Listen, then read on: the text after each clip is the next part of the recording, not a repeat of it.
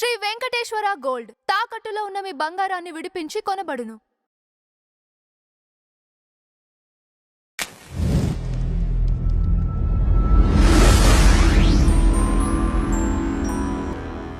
నమస్కారం గురువుగారు. శ్రీమాత్రే నమః. గురువుగారు, రీసెంట్గా మనం ఒక న్యూస్ చూసాం. ఒక 45 ఏజ్ ఆవిడని 22 ఇయర్స్ బాయ్ తీసుకెళ్ళి పెళ్లి చేసుకోవడం, తర్వాత కొన్ని కారణాల వల్ల చనిపోవడం ఇద్దరు జరిగింది. అసలు ఈ అక్రమ సంబంధాలు అనే దాని వల్ల జరుగుతున్న ఈ పరిణామాలు దేనికి మూలం? ఇక్కడ ఫస్ట్ ఆఫ్ ఆల్ ఏంటంటే అమ్మ, జన్మజాతకంలో 12th హౌస్ అంటారు. ఓకే. ఈ 12th హౌస్లో ఇప్పుడు మీరు చెప్పిన కేసు ఏంటంటే నేను కూడా ఇందాకే చూసా. జస్ట్ ఆమెకు ఆల్రెడీ మ్యారేజ్ అయ్యి ఇద్దరు ఆడపిల్లలు, సంథింగ్ పిల్ల ఆడపిల్ల తెలియదు కానీ ఇద్దరు పిల్లలు ఉన్నారని చెప్పని చదివా నేను. అది ఇద్దరు ఉన్నారు. సమ్ ఇన్స్టాగ్రామ్లో ఎక్కడో ఆవిడ సమ్ రీల్స్ చేస్తుంటారు ఆవిడ కూడా. ఇంకొక ఈయన కూడా ఇట్లాంటివి చేసే వాళ్ళ మధ్యనే పరిచయం ఏర్పడింది. ఆల్మోస్ట్ ఒక కొడుకు వయసు ఉన్నంత ఏజ్ ఆ అబ్బాయిది. వాళ్ళిద్దరూ ఒకరికొకరు కలుసుకోవడం, కాళహస్తిలో అక్కడికి వెళ్ళిపోయి పెళ్లి చేసుకోవడం, సంథింగ్. అంటే కాళహస్తిలో జరిగిందో ఎక్కడ జరిగిందో మనకు అక్కడ ఇన్ఫర్మేషన్ క్లియర్గా ఇవ్వలేదు. జరిగింది. దాని తర్వాత ఒకానొక రోజు, అంటే ఎంత సెన్సిటివ్గా ఉన్నారు మనుషులు చూడండి. ఆ అబ్బాయి నువ్వు ఫుడ్ ఎందుకు వేస్ట్ చేస్తున్నావు, ఫుడ్ అంతా వేస్ట్ చేస్తున్నావు ఏదో అని బయటికి వెళ్ళంగానే మేము ఉరేజ్ చేసుకుంది, హ్యాంగింగ్ చేసుకుంది. అంటే ఇక్కడ మనం అర్థం చేసుకోవాల్సింది ఏంటంటే మెంటల్లీ మనుషులంతా వీక్ అయిపోతున్నారు. Point number 1. బంధాలన్నింటినీ వదిలేసుకుని వెళ్ళిపోవడం. ఇప్పుడు చాలా కేసెస్ మనం చూస్తుంటాం, ఏదో ఎఫ్ఐఆర్స్ పెట్టుకున్నారు, లేదా అంటే వివాహానికి ముందు ఒక లవ్ అఫైర్ ఉంది, దట్ ఈస్ డిఫరెంట్ కేస్.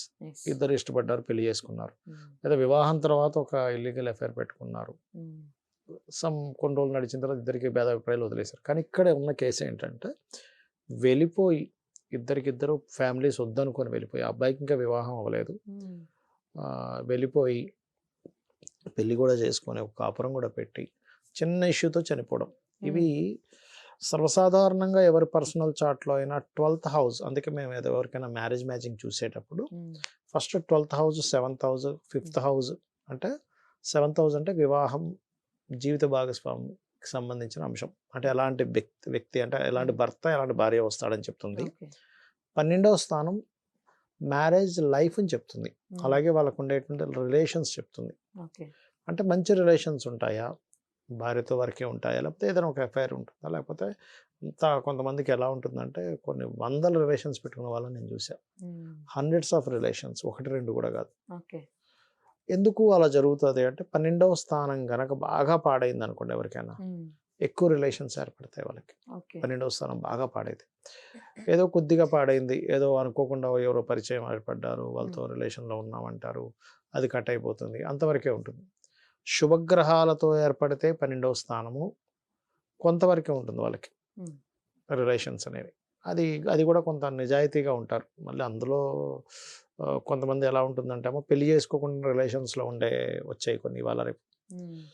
అట్లా అంటే వాళ్ళకి ఇద్దరు పెళ్లి చేసుకోరు, కాకపోతే ఒక రిలేషన్లో ఉంటారు, అది వేరు కంప్లీట్గా. అదొక రకంగా కొన్ని రోజుల తర్వాత మళ్ళీ వాళ్ళిద్దరికి వివాహం అని చేసుకోవాలనిపిస్తే చేసుకోవడం, ఇట్లాంటివన్నీ వేరే. కాకపోతే ఎప్పుడైతే పాపగ్రహాలతో కనుక, అంటే నేను కొన్ని థౌజండ్స్ ఆఫ్ చార్ట్స్ అనాలిసిస్ చేసేప్పుడు నాకు అర్థమైన విషయం ఏంటంటే ప్రతి ఒక్కరి జాతకం తీసుకుంటాను నేను. అంటే అందులో పర్టికులర్గా స్పెసిఫిక్గా కొన్ని డిఫరెంట్ క్యారెక్టర్స్ ఉంటాయి కొంతమందికి. అలాంటివి తీసుకొని చేసినప్పుడు నేను ఒకతన్నైతే నేను 12th హౌస్ బాగా పాడైంది ఆయన అడిగితే, ఆయన ఎయిమే డిఫరెంట్ కంట్రీస్ తిరిగి డిఫరెంట్ కంట్రీస్లో రిలేషన్స్ పెట్టుకోవాలి. మీరు నమ్ముతారా? ఎందుకు అలా అంటే నాకు ఇష్టం, నేను పెళ్లి చేసుకుని అట్లాగే తిరుగుతుంటా, డిఫరెంట్ కంట్రీస్లో వ్యక్తులతో నేను రిలేషన్ పెట్టుకోవాలి. అలా ఏంటంటే 12th హౌస్ విపరీతంగా పాడైంది ఆయన జాతకం. ఇలాంటివి చిన్నప్పుడే మనం పిల్లల జాతకాల్లో చూసినప్పుడు వాళ్ళ జీవితాలు బాగుండడానికి ఆ 12వ స్థానానికి సంబంధించి దానం ఇప్పిస్తుండాలి ఎప్పుడు కూడా. అంటే ఆ దానాలు ఇస్తూ ఉంటే వాళ్ళకి ఆ ఆలోచన విధానంలో చాలా మార్పు వస్తుంది.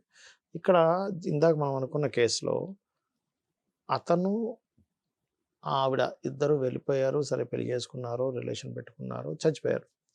ఇప్పుడు లాస్ అయింది ఎవరు? వాళ్ళతో పాటు వాళ్ళ ఫ్యామిలీస్ లాస్ అయ్యాయి. ఆ తల్లి అనే ఒక ఎమోషన్తో ఇద్దరు పిల్లలు ఉన్నారు ఆమెకి. ఈ అబ్బాయికి తల్లిదండ్రులు ఉన్నారు. వాళ్ళెంత కష్టపడి పెంచుంటారు ఒకసారి ఆలోచించండి. అవును గురుగారు. ఎన్ని ఆశలు పెట్టుకొని ఉంటారు. వాడు ఇలా ఉండాలి, అలా ఉండాలని. వాళ్ళ నిద్రాహారాలు మానేసి, వాళ్ళు ఎంతో కష్టపడి, ఎంతో చేసి ఉంటారు కదా అబ్బాయి కోసం. ఇప్పుడు వాళ్ళ పరిస్థితి ఏంటమ్మా? ఇక్కడ ఇద్దరు పిల్లల పరిస్థితి ఏంటి? వాళ్ళ హస్బెండ్ పరిస్థితి ఏంటి? కాబట్టి ఏంటంటే ఇవన్నీ ఎందుకు ఏర్పడతాయి అంటే వాళ్ళ మానసిక స్థితి సరిగ్గా లేకపోవడం వల్ల ఈ పారిపోయే కేసెస్. ఎందుకు ఈ పారిపోయే కేసెస్ కూడా ఎందుకు జరుగుతాయి? కొంతమంది చూడండి, లవ్ అఫైర్లో కూడా కొంతమంది లవ్ చేసుకుని ఇంట్లో వాళ్ళు ఒప్పుకోవట్లేదని పారిపోతారు. అక్కడ కూడా చంద్రుడు ఇన్వాల్వ్మెంట్ ఉంటుంది. అంటే చంద్రుడు పాడవడము, చంద్రుడు వీక్గా ఉండడము, లేదా పాడవడము, లేదా చంద్రుడు రిలేషన్కి, ప్రేమకి కనెక్టివిటీ రావడం పెళ్ళికి. ఓకే. అలాంటప్పుడు ఏమవుతుందని ఇంట్లో వాళ్ళు ఒప్పుకోవట్లేదు, డిఫరెంట్ క్యాస్ట్స్ అని ఇబ్బంది పెడుతున్నారు. లేదా ఒక సమ్ టైమ్స్ సేమ్ క్యాస్ట్లో కూడా వద్దంటారు, పరువులు పోతాయి, మీరు చేసుకోవడం ఏంటని సంథింగ్. అలాంటప్పుడు వీళ్ళు జంప్ అయిపోతారు. అలాగా ఎందుకు అవుతుంది అంటే మూన్ పాడైనప్పుడు అవుతుంది మ్యాక్సిమం. మూన్ కదలిక కారకుడు, మనస్కారకుడు.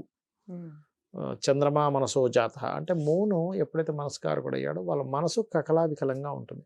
మనం ఏ డెసిషన్ తీసుకుంటున్నామో ఈ డెసిషన్ కరెక్టా కాదా అనేటువంటి సామర్థ్యం వాళ్ళకు ఉండదు. వాడిని జడ్జ్ చేసే సామర్థ్యం ఉండదు. అరే తొందరపడి తీసుకుంటున్నాను, ఏదో జస్ట్ అట్రాక్ట్ అయ్యానా, సరే ఏదో ఎఫ్ఐఆర్ పెట్టుకున్నాను, కానీ ఇది ఎంతవరకు ఉండాలి, నేను లిమిట్స్లో ఉండాలి అనే ఇది ఉండదు వాళ్ళకి. ఇంట్లో వాళ్ళని వదిలేస్తారు, సొంత వాళ్ళని వదిలేస్తారు, వెళ్ళిపోతారు. అలాంటప్పుడు చిన్నప్పుడు చూసి వాళ్ళు పెద్ద అయ్యేసరికి ఇలా అవుతుంది అన్నప్పుడు వాళ్ళకి ఆ అధిష్టాన దేవత సంబంధించింది లాకెట్ లాంటిది ఏదైనా వేస్తే కొంచెం వాళ్ళకి కంట్రోల్ వస్తుంది దాని మీద. అలాంటి తప్పుడు నిర్ణయాలు తీసుకోకుండా ఉండరు. ఇంకోటి ఏంటంటే వాళ్ళు ఏదో అలా చేశారు అనేది పక్క పెడితే అసలు చుట్టూ ఉన్న సమాజం ఎలా ఉందనేది చూసుకుంటున్నారు. మనకి ఎక్కడ చూసినా మనకి రకరకాల డిఫరెంట్ కోరికలు ఉండేవే యాడ్స్ కానీ సినిమాలు కానీ. ఎంతసేపు అదేనా? ఒక యాడ్ ఉందమ్మా, యమహా యాడ్ ఉంది, యమహా చుర్రమని వెళ్తుంది, స్త్రీలందరూ బట్టలు పైకి లేసినట్టు అవసరమా? బైక్ ఏంటి, నువ్వు ఇస్తున్న యాడ్ ఏంటి? స్త్రీల వస్త్రాలు పైకి లేవాల్సిన అవసరం ఏముంది అక్కడ? అంటే ఏంటి, ప్రతి దాంట్లో నువ్వు ఒక స్త్రీని చూపించి నువ్వు ఒక డిఫరెంట్ దీన్ని చూపిస్తానని ఎప్పుడైతే అనుకుంటావో దాన్నే చూస్తున్నారు. కాబట్టి జనాలందరూ దాని నుంచే నువ్వు యాడ్ తీయడము, దాని నుంచే నువ్వు ఒక ఏదో క్లోజప్ యాడ్ ఉంటుంది, నువ్వు పేస్ట్కి సంబంధించింది నువ్వు కిస్ చూపిస్తున్నావు, అక్కడ మౌత్ కిస్ చూపిస్తున్నావు. మరి నీ చుట్టూ ఎప్పుడు అవే ఉన్నప్పుడు జనాలకి అవే ఆలోచనలు రాకుండా వేరే ఆలోచనలు ఎందుకు వస్తాయి? వాళ్ళిద్దరు కూడా ఆలోచన రావడానికి కొంతవరకు చుట్టూ ఉన్నటువంటి ప్రపంచం యొక్క ప్రభావం ఉంటుంది వాళ్ళ జన్మజాతకంతో పాటు.